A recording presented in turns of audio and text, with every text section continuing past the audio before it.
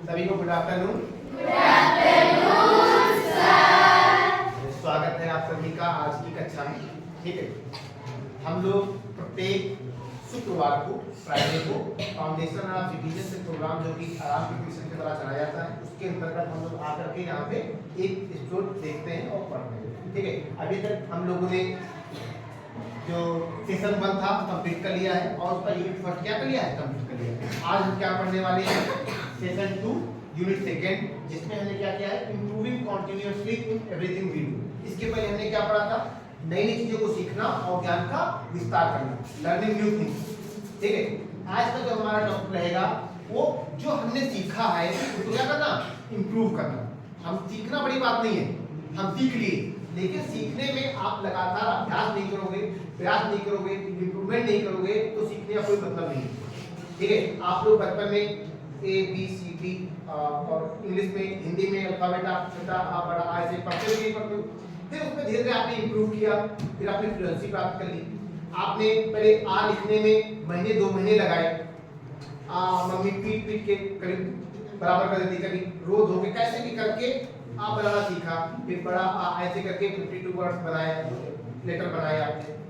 ठीक है, फिर उसके बाद आपको लग रहा था ये क्या सिखाया जा रहा है। जब आप एक बार अभ्यास करके सीख गए, फिर अब आप छोटे बच्चे को डांटते हो, छोटा आ नहीं बना पाता है बेटू कहीं का। ठीक है, लेकिन क्या है, सिर्फ और सिर्फ अभ्यास का विषय।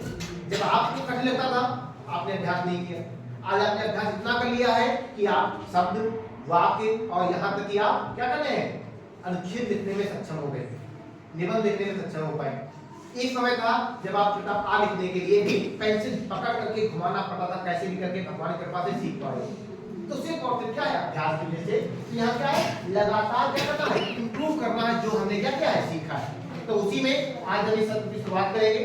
ठीक है, कुछ एग्जांपल्स हैं, ठीक है, जो आप लोगों के सामने हम प्रस्तुत कर रहे हैं। ठीक है, और आप सबको चिरंजीव सामंत आएंगे और यहाँ पर समझाने का प्रयास करेंगे। देखते हैं कि एग्जांपल्स को किस रूप में समझाया जाता है, पढ़ाया जा रहा है और चिरंजीव अपना एक्सप्रेशन किस रूप में देते हैं। स्वागत है चिरंजीव।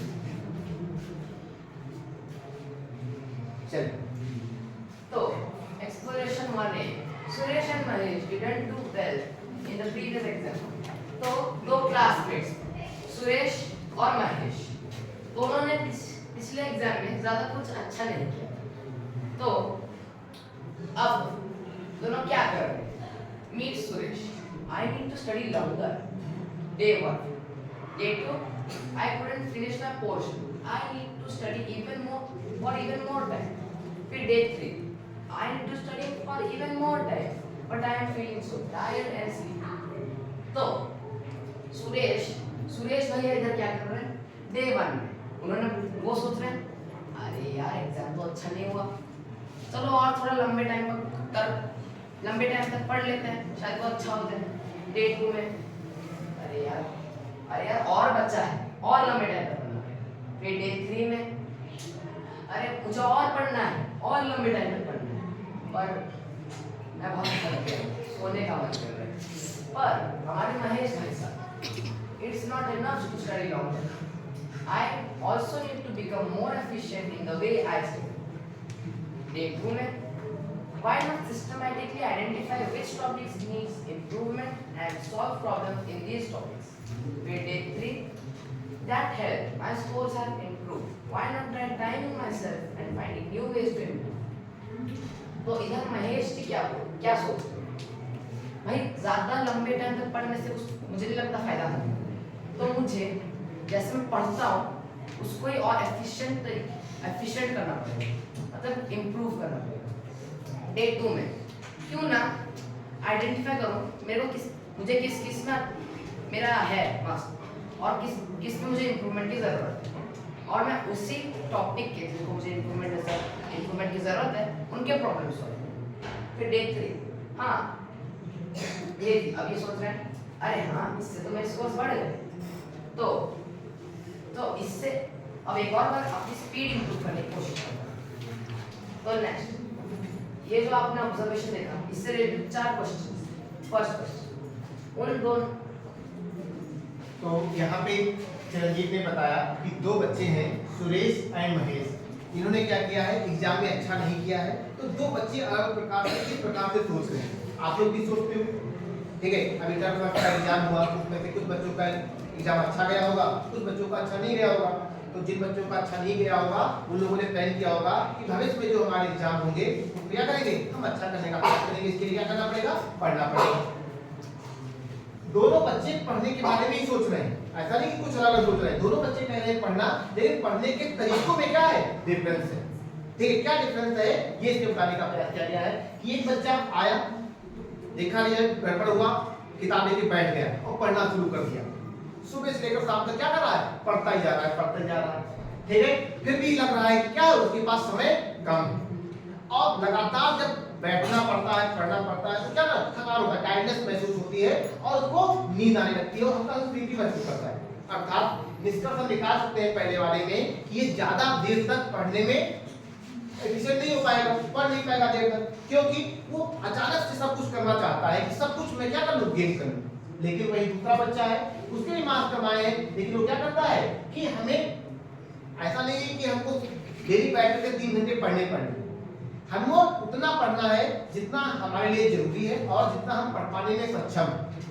ठीक है, हमको 1 घंटे बैठ नहीं पा रहे हैं, पर हम माता पिता या टीचर्स के दबाव में हम 1 घंटे बैठेंगे, उतने ही पढ़ेंगे, ऐसा नहीं। इसका मतलब ये है कि हम वो काम आधे घंटे में कर सकते हैं, तो हम 1 घंटे क्यों बैठ के पढ़ें, हम उसी काम को आधे घंटे में पढ़ लेंगे, क्या तरीका।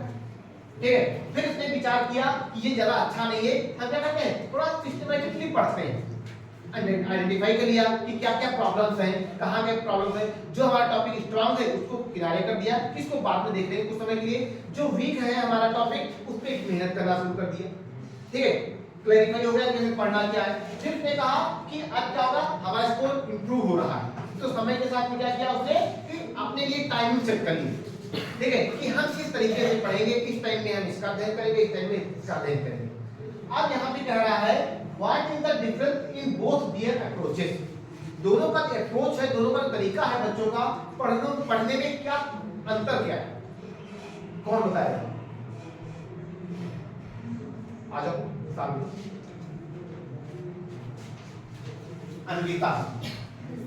अनिता बताएंगे कि जो सुरेश और महेश है दोनों के पढ़ने में क्या अंतर है, इधर सामने।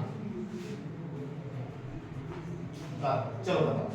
सर, तो ये दोनों में अंतर ये है कि सुरेश चाहता है कि वो जितनी जल्दी जो भी हो उतनी जल्दी वो करना चाहता है, और मतलब वो ज़्यादा टाइम पढ़ता है, मतलब जितना वो पढ़ना है, मतलब वो जो चाहता है वो जल्दी जल्दी करना, मतलब अभी मैं ये पढ़ूँगा, अभी मैं पढ़ लूँगा, मतलब विदाउट वेट वो पढ़ता जाएगा। मगर महेश बोल रहा है कि जितना टाइम मैं पढ़ता हूँ तो उसे मैं अच्छे से थोड़ा अच्छे से यूटिलाइज करके पढ़ूँगा, और जिसमें मुझे प्रॉब्लम आ रहा है उसमें मैं इम्प्रूव करूँगा, और जो मुझे प्रॉब्लम्स आ रही है उसे सॉल्व करूँगा और प्रैक्टिस करूँगा, जैसे कि मुझे वो मतलब अच्छा आएगा मेरा नंबर।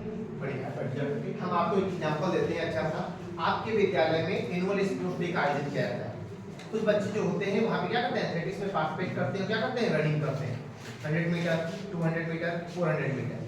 ठीक है, अब होता क्या है, पार्टिसिपेट किया, ठीक है, पहली बार वो अचानक दौड़ना शुरू कर देते हैं, कोई पहले तैयारी नहीं है, कुछ भी नहीं, और क्या करते हैं, भागना शुरू किया और एकदम बहुत ज्यादा स्पीड बना लिया और भागना शुरू किया, आधे दूर गए और क्या कर गए, सांसें फूलने लगी और वहाँ क्या गए, लुढ़क गए। फिर 2 बजे जाते हैं, उठा करके लेके आते हैं। जिस बच्चे ने पहले से अभ्यास किया हुआ है उसको पता है शुरू में हमारी स्पीड क्या होनी चाहिए, धीमी धीमी होनी चाहिए। ठीक है, हमको अपने बॉडी के अनुसार क्या करना है, अडॉप्ट करना है, और फिर आवश्यकता पड़ने पे क्या करना है, हमें स्पीड अपनी बढ़ानी है। ठीक है, और वो अंतर क्या कर पाता है, अपने देश में आगे निकल जाता है। यही इन दोनों में अंतर है कि जो एक बच्चा है वो अचानक सब कुछ पाना चाहता है, जबकि दूसरा जो बच्चा है वो सिस्टमेटिक ढंग से क्या करना है, आगे बढ़ना चाहता है, ताकि वो लंबे समय तक आगे पढ़ाई कर सके। ये दोनों में बेसिक अंतर दिखाई पड़ रहा है। Who is likely to do better in the upcoming exams? दोनों में अच्छा कौन कर पाएगा, सुरेश या महेश, कौन कर पाएगा, महेश कर पाएगा। ठीक है, क्यों महेश कर पाएगा, क्योंकि उसका पढ़ने का तरीका क्या है, अलग है। ठीक है, सिस्टमैटिक ढंग से पढ़ना प्रयास करता है। What is likely to happen on day 4 in Suresh life? अब आपके लिए सवाल है, बड़ा प्यारा सवाल है कि यहाँ पे डे 4 नहीं दिया गया है, डे 3 तो दिया गया है। डे 4 में सुरेश के लाइफ में क्या चेंजेस आएंगे और महेश के लाइफ में क्या चेंजेस आएंगे, ये आप क्या करना है, अनुमान करके बताना है।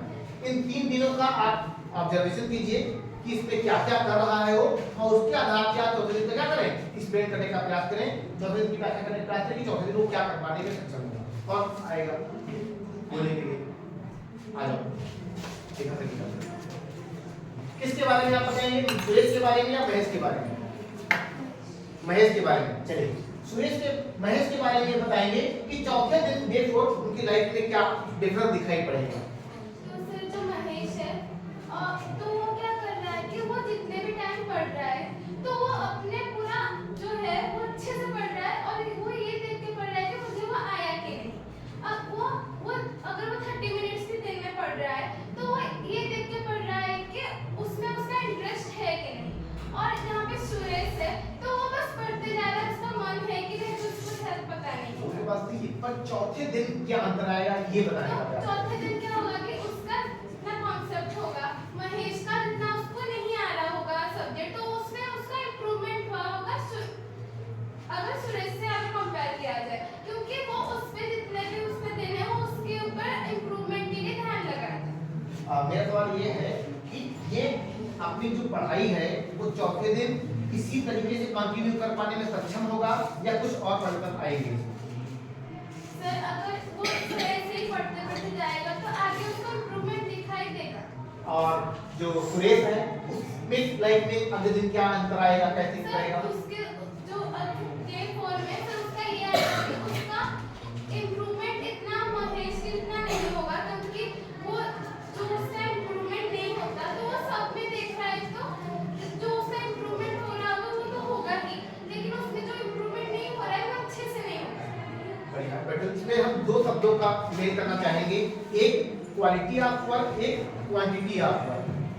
ठीक है, मतलब जो सुरेश है ये क्या कर रहा है, क्वांटिटी ऑफ वर्क करने का प्रयास कर रहा था, क्वांटिटी ऑफ आवर्स बढ़ा रहा है कि हमको एक दिन में 8 घंटे 10 घंटे 12 घंटे पढ़ने हैं। लेकिन जो महेश है वो क्वालिटी ऑफ वर्क करना चाहता है कि हम 8 घंटे बैठ के ना पढ़ेंगे, हम 4 घंटे बैठ के पढ़ेंगे पर अच्छे से पढ़ेंगे। इसका मतलब ये है कि दोनों में जो महेश है वो ज्यादा एफिशिएंट तरीके से आगे काम कर पाएगा और क्वालिटी के साथ कर पाएगा।